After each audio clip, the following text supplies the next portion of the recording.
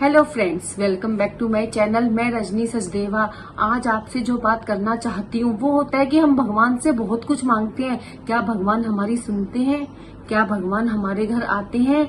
ये सब चीजें जो हम अनजान हैं, आज मैं उन विषय में आपसे बात करना चाहती हूँ। क्योंकि यदि हम सच्चे मन से भगवान को मानते हैं और सच्चे मन से पुकारते हैं तो भगवान जरूर आते हैं और अपने संकेत जरूर देते हैं। लेकिन क्या है, हम उन्हें समझ नहीं पाते।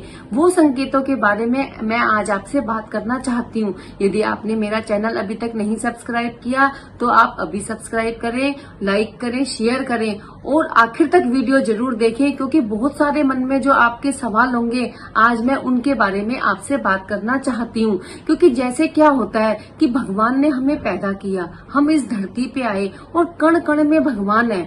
तो जब एक वो बच्चे और माँ बाप का संबंध है, जब बच्चा माँ को पुकारता है तो माँ भागी दौड़ी आती है कि नहीं, वो एक सच्चे दिल से पुकारता है। वही भावना हमें अपने मन के अंदर लानी है। जब हम सच्चे मन से भगवान को पुकारते हैं तो भगवान आते हैं। लेकिन उन संकेतों का हमें पता नहीं चलता कि भगवान आए या नहीं आए। तो उन संकेतों के बारे में मैं आपको बताना चाहती हूँ।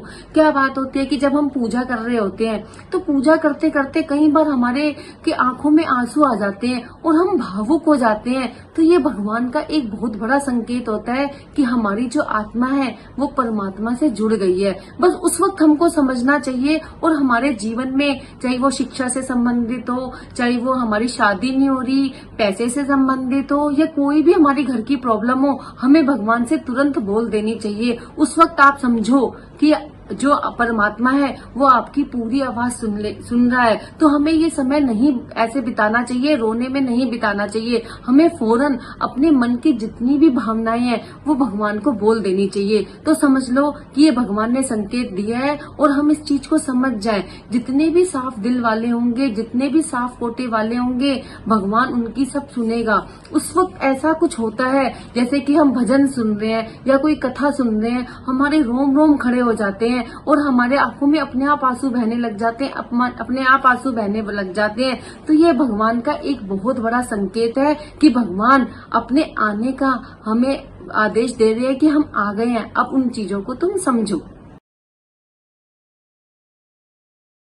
और जो दूसरा संकेत होता है वो होता है कि जब भी हम भगवान को धूप लगाते हैं, अगरबत्ती लगाते हैं, उसका जो धुआं होता है या वो भगवान की साइड जाता है, तो समझ जाओ कि ये जो भगवान है वो साक्षात रूप से हमारे घर में आए हैं। हमें उस वक्त भी समझ जाना चाहिए कि ये भगवान के आगमन का संकेत है और हमें वही प्रक्रिया बतानी चाहिए, दोहरानी चाहिए कि हम अपनी बातों को भगवान के माध्यम से कह पाए। क्योंकि शास्त्रों और पुराणों में भी लिखा है कि कण कण में भगवान विराजमान है। आप उनको जिस रूप में देखोगे, आपके मन में जो वो मूर्ति उस वक्त विराजमान होगी, समझ लो भगवान आपको देख रहा है, भगवान आपको सुन रहा है। बस उसे हमें समझने की जरूरत है। जब भी हम ध्यान करें, पूजा करें, बस एक चीजों का बात ध्यान में रखें कि हमें घर की किसी समस्याओं का किसी को भी दिमाग में नहीं लाना और बिल्कुल अपना दिमाग है वो बिल्कुल भगवान में लगाना है। तो जिस रूप में वो दर्शन कर देंगे तो वो समझ जाओ कि वो भगवान आपके यहाँ आ गए।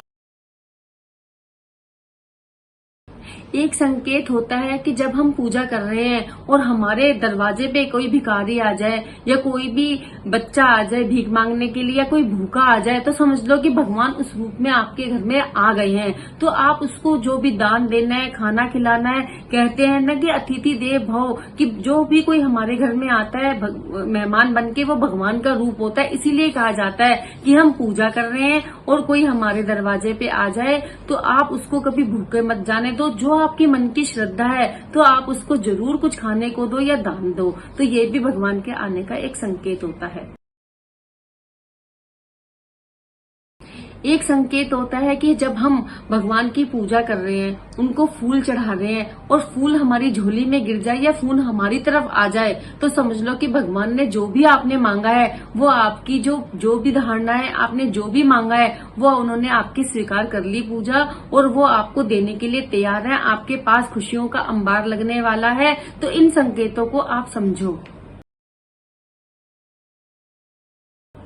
और जब गाय हमारे द्वार पे आती है खुद, कहते हैं ना कि गाय तो एक माता है, गौ माता है। हिंदुओं में तो ये कितनी बड़ी परंपरा है। हम पूजा कर रहे हैं, हम कोई यज्ञ कर रहे हैं और गाय आए तो उसको जरूर रोटी खिलाओ, उसकी सेवा करो, उसे पानी पिलाओ। तो ये सब जो चीजें होती हैं, ये भगवान अपने आने का ही संकेत देते हैं।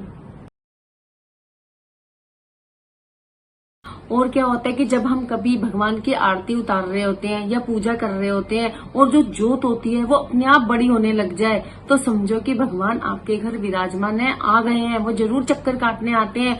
आप सच्चे दिल से, सच्चे हृदय से भगवान को बुला के तो देखो, भगवान आते हैं। और जब ये संकेत मिले तो आप बिल्कुल पक्का मान के चलो कि वो ज्योत बड़ी हुई है, तो इसका मतलब उस ज्योत के द्वारा भगवान उसमें आ गए हैं। आप अपनी सारी मनोकामनाएं पूरी करने की आसार समझ लो कि आपकी पूरी मनोकामनाएं पूरी होंगी, क्योंकि भगवान ने आपको ज्योत के माध्यम से दर्शन दे दिए हैं। अगर आपको ये मेरी वीडियो पसंद आई हो तो आप जरूर लाइक, शेयर और कमेंट करें, और कमेंट करके बताएं कि क्या आपको ऐसे संकेत मिलते हैं, कैसे आपको इनका अनुभव हुआ। क्योंकि जितने ज्यादा से ज्यादा आप इसको लाइक, शेयर और सब्सक्राइब करेंगे, आपको ऐसी वीडियोस मिलती रहेंगी। क्योंकि क्या होता है कि हम पूजा करते हैं, सच्चे हृदय से पूजा करते हैं, लेकिन हमें इन संकेतों का नहीं पता होता कि क्या संकेत है, कि भगवान के आगमन का हमें पता चले। तो ये जो चीजें हैं, ये मैं अपने अनुभव के आधार पर बता रही हूँ कि ये चीजें होती हैं। और भगवान बहुत बड़ी शक्ति है और वो सबकी सुनता है, सबकी मनोकामनाएं पूर्ण होती हैं। लेकिन बस क्या है, उसे सच्चे हृदय से आप पुकार के तो देखो, एक बच्चे की तरह भगवान को बुला के तो देखो। जैसे माँ अपने बच्चों की हर मनोकामनाएं पूरी करती है, ऐसे भगवान भी आपकी सारी मनोकामनाएं पूरी करेगा। बस आपको इन संकेतों को समझने की जरूरत है। और आप मेरे सीक्रेट ऑफ गुड वाइब्स को सब्सक्राइब करें और शेयर करें। Thank you.